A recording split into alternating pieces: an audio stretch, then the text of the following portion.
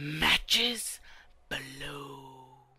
Hey guys, Matches Balone here, bringing you guys another DC Toy Box TV review.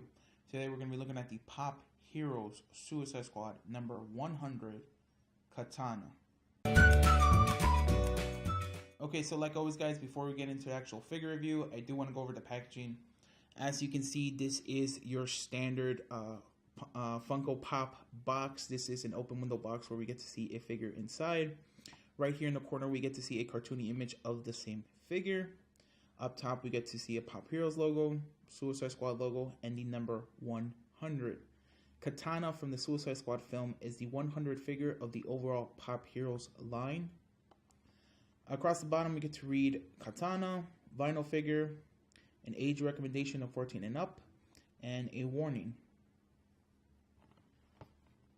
On the side, we get to see the entirety of that cartoony image, as well as another Pop Heroes logo, Katana, 100, and a DC Comics logo right there in the corner. On the back, we get to see again that cartoony image, as well as a Pop Heroes logo, Suicide Squad logo, and the entirety of the Suicide Squad Pop Heroes toy line. Right there, we get Katana, 100, a Funko logo, and on the other corner we get a DC Comics and Warner Brothers logo. Then on the side, continue with that open window box, we get to see the side of that figure, Pop Heroes, Katana written across the back, number 100, and the top of that cartoony image. On the top of the box, we get the same cartoony image as well as another Pop Heroes logo. And then at the bottom, we pretty much get some manufacturing details as well as another Funko logo, barcode, made in Vietnam, and we get Funko's social media contacts. But yeah, that is the entire box. We're going to get Katana out of her box and we can check her out. Okay guys, here we have Katana out of her box. Now before we get into it, I do want to mention that inside of your box, you're going to get a flyer for a Legion of Collectors. For those guys who don't know, this is the bi-monthly subscription box from Funko themselves, and it is all DC Comics. Right there is their website. Now, the only reason I'm bringing this up is if you guys are trying to collect the entirety of the Suicide Squad Pop Heroes line, Legion of Collectors does have an exclusive Enchantress figure. So, go check them out if you want to collect them all. But enough of that, let's just get into the Katana figure. Now, I gotta say, this is really cool. I'm super excited for Suicide Squad, and I'm a big fan of Katana in general. So I'm really interested to see how they're gonna bring her to real life. Now, in the packaging, you're gonna get the figure as well as this clear base. It's very greatly appreciated. If you guys see my Deadshot review, he can't stand up for nothing, so I'm glad they helped us out with Katana. But yeah, she has a really cool and interesting look to herself. This is essentially street clothes, but it kind of has that, Japanese flavor and style to it, so it looks really cool. She is primarily wearing an all black outfit, so that's a bit of a bummer, but there is some accent colors to kind of give it some more flavor. She has these kind of ribbons tied around her body, so that's kind of interesting. She also has this white, I'm not sure what that is, maybe a strap around her arm. I'm sure that is in reference to her dead husband, so that'll be interesting to see. She also has some gold kind of graphics on her jacket. There's that flower pattern right there, as well as some Japanese writing right here with another flower. So that's kind of cool and kind of interesting. Her pants also has these kind of molded on knee patches right there. She has this kind of belt, red belt strap, as well as the sheath for her katana and a smaller sword right there. The one hand has a black glove on, so I guess that's for her to help control her blade. So that's kind of cool. I love the silver of the katana as well.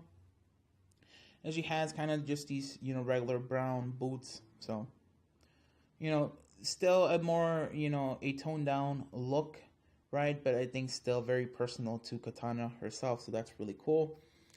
The face is super interesting because she has these kind of like I don't know what you call it, but just these kind of like blade marks on her face. So that's really interesting. I hope this is something we learn as the movie progresses. She does have, her white Japanese flag mask on, so that's really cool. There is some paint mishap right here on the edge of her mask, as well as right here when the hair and her face touch. It is disappointing, but again, it's not that big of a deal. It's, everybody makes mistakes, so I'm not going to hold it against Funko. Essentially, she is a very clean figure. There's not a lot of paint mishaps, just those two, so I'm fine with that. It's also interesting how they kind of molded her hair. She has this little bit of hair over her mask, and then the rest of her hair kind of just goes over her head. So that's really cool and really interesting. I also like how Funko kind of, mold these hairlines to kind of, I guess, give it a little bit of more detail. So that looks really cool and really interesting. She is like every other Funko Pop where you have the head articulation. She has, a very sturdy head. It is a little bit looser than normal. It's not as loose as Harley Quinn, if you guys have seen that review, or the Joker's. It is a little tighter, but, it's still very weird to me. But yeah. So for a little bit of comparison, I do have other squad members. Here we have the Suicide Squad Pop Heroes Rick Flag. I can put him off to the side right there.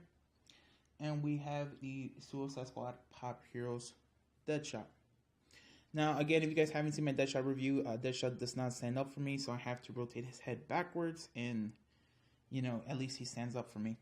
Now, this is kind of cool and kind of interesting. I believe the actress for Katana is a bit shorter than, the actors for Deadshot and Rick Flag, but because these are standard pop figures, they are about the same height. That clear base is not giving her any height as well. So, there's your scale. Take that as you will. And it's also really cool and really interesting considering that Katana, like I said, she kind of has more of a street gear, whilst Deadshot and Rick Flag have more of a military look with their rifles and their bulletproof vests and, cargo pants. So that's kind of cool and kind of interesting. Here we have the front comparison of Katana and Rick Flag. So if you guys haven't seen the sneak peeks, apparently these two work together in the past. So it's kind of interesting to see their relationship as the film progresses. There you go. And then we have Katana and Deadshot. Now I'm going to rotate this forward for you guys so you guys can see it. Now one of my gripes against Deadshot is that he has a cool rifle, but it is covering his entire body. So I like how they gave Katana her accessory, but you can still see her body. So that looks really cool. Here we got a back view of them. Kind of interesting how they're both kind of black and red. So, and like I said, I really wish Deadshot could have a base so he could stand up straight. But yeah, continuing with the comparison, I also have the Suicide Squad Pop Heroes Harley Quinn. And I have the Suicide Squad Pop Heroes Joker. So yeah, this is definitely really cool. We have a samurai and we have two clowns. So it doesn't get any weirder than that. And in a weird way, even though they're very different to one another, you would never really put a samurai and a clown together. These three fit together. So that's kind of cool and kind of interesting. Here we have Katana and Harley Quinn. You can see the contrast, kind of like the more darker colors to the more brighter colors. It's also interesting that both female members have these clear base to it. I don't have any other pops with female figures. With female, I can't even talk, with clear bases on it. I do have a Wonder Woman figure that tumbles over, so I wish she had a clear base as well. So I'm glad Katana and Harley Quinn have them. Here we have the front view of Joker and Katana. So it looks really cool, really interesting. It's hard to kind of rotate them. Here's the back. It's interesting how he has these tattoos and then she has these kind of like blade marks. So they're all very unique and personalized, and they all have a lot of great attitude to them. But yeah, that is essentially my Pop Heroes Katana review. Like I said, I really like her. She looks really interesting, really cool. If you guys are a fan of Katana, if you guys are a fan of, I guess The Outsiders, you guys are a fan of the Suicide Squad film in general, go ahead, pick her up. She looks really cool. I definitely like the base. I hope we get more pop figures as bases just so they're not tumbling over. But yeah, overall, I'm just super satisfied with this figure. Definitely interested to find out what happens in the film in regards to these face marks. So that's kind of cool. But yeah, go ahead, guys. Comment down below with any of your guys' thoughts, opinions, whatever you guys are thinking of. Are you guys a fan of Katana? Have you picked her up? Are you guys staying away from Suicide Squad in general? Whatever you guys are thinking of, let me know. Like the video, you guys like it, dislike it if you didn't, and subscribe and look forward to more videos, guys. Thanks. Laters.